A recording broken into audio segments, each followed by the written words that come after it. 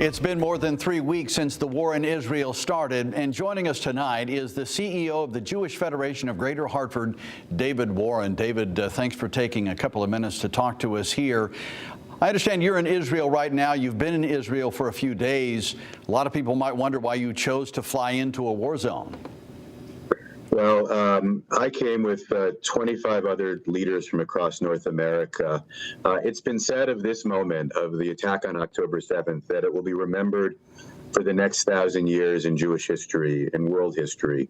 Hundreds of thousands uprooted from their homes, 1,500 killed, the worst slaughter of Jews since the Holocaust, and devastation and destruction across the country.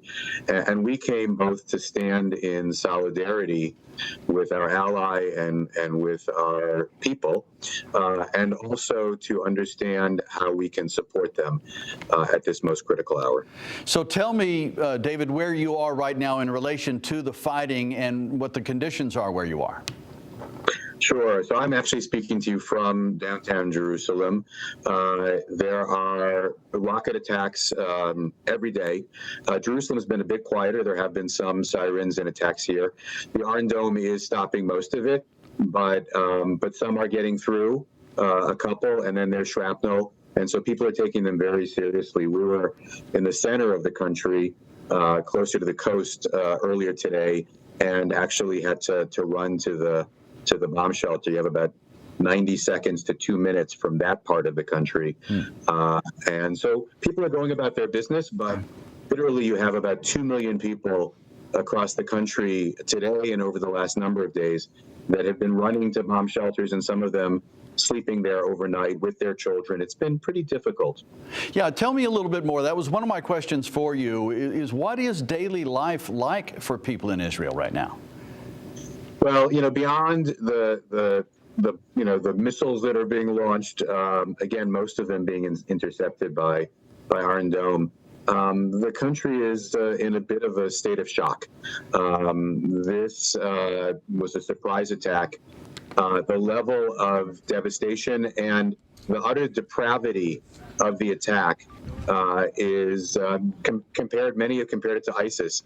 Secretary of State Blinken today gave testimony in Congress, and he talked about very specifically some of the horrendous torture that the civilians, and this was an attack targeting civilians, went through.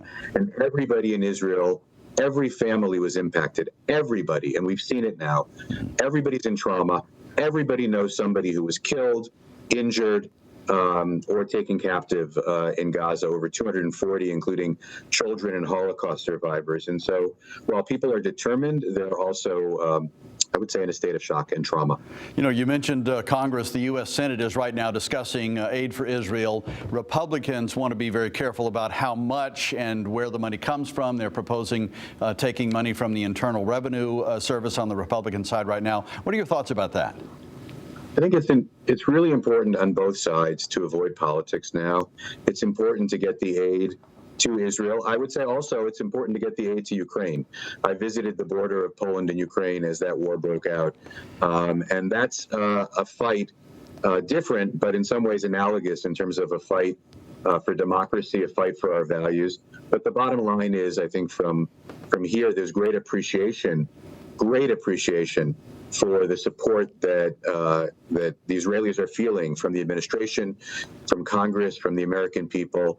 I've seen it as well, Brent. I've been traveling quite a bit the last 3 weeks, and people are stopping me. I wear a yarmulke, so I'm visibly Jewish, and people have been stopping me everywhere, airports, airplanes, and saying, we're with you. We understand what's going on. And that's meant a great deal to us, and our being here, we're told, has meant a great deal to those that we've been meeting with. All right, David Warren, CEO of the Jewish Federation of Greater Hartford. Good luck to you there, David. Good luck getting back home. Thank you very much, Brent.